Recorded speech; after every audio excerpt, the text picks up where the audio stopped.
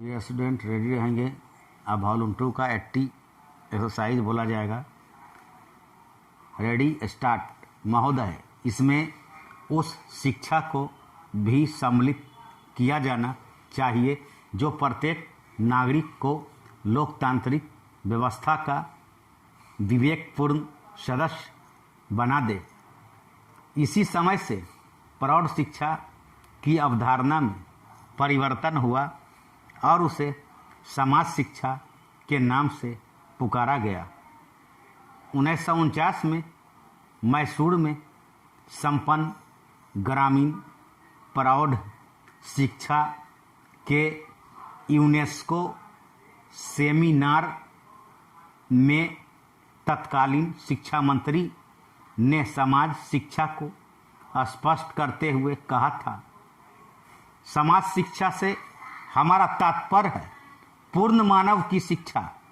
यह उसको साक्षरता प्रदान करेगी जिससे कि विश्व का ज्ञान उसे उपलब्ध हो सके।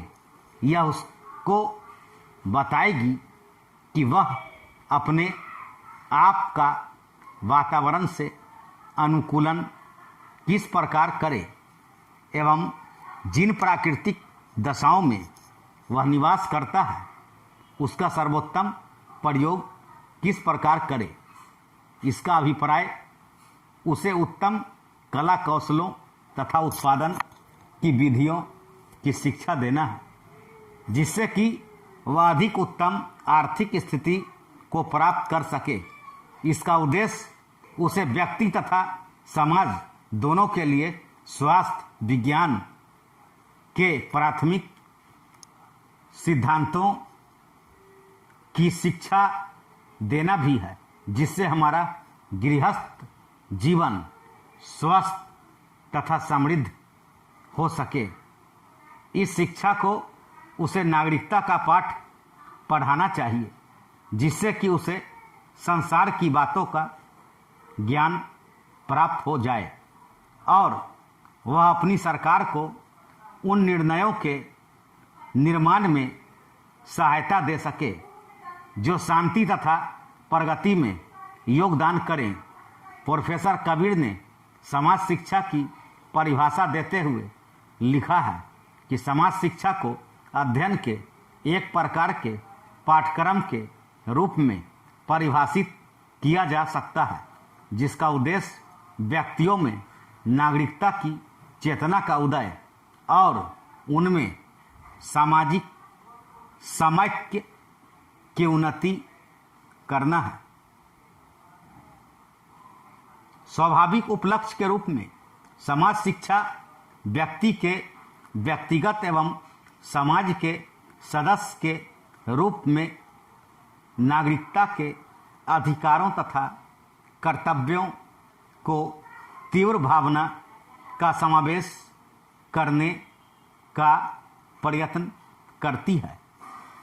अब आइए जरा गौर करें कि वर्तमान भारतीय परिवेश में प्रौढ़ शिक्षा या समाज शिक्षा प्रयास कितना सार्थक हुआ है। आज से 23 साल पूर्व सन 1978 में साहित्य परिचय प्रौढ़ शिक्षा विशेषांक के अपने एक लेख में डॉक्टर चौबे ने प्रारंभ में ही लिखा है, जब कोई समाज जातिवाद, वर्गवाद, क्षेत्रवाद, गरीबी, बेरोजगारी, बीमारी तथा असमानता से ग्रस्त रहता है तो उसका विकास अवरुद्ध हो जाता है। ऐसी ही ग्रस्तता आज हमारे समाज में हमारे क्रियाकलापों के विविध अंगों में परिलक्षित हो रही है।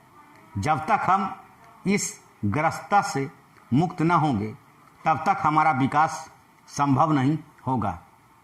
इस ग्रस्तता से दूर होने के लिए हमें अनेक उपाय करने होंगे।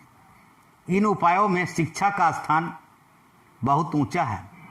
हमारे देश की अधिकांश जनता अभी भी साक्षर नहीं हो पाई है। जब तक हम इस प्रयास में सफल नहीं होते तब तक हमारी जनतंत्रीय व्यवस्था खोखली रहेगी। उल्लेखनीय है कि प्रौढ़ शिक्षा के क्षेत्र में सरकारी स्तर पर स्वतंत्रता के पूर्व से ही प्रयास प्रारंभ हो गया था, जिसमें आज तक कई मोर्चों पर प्रौढ़ शिक्षा के प्रचार प्रसार का कार्य जारी है। धन्यवाद।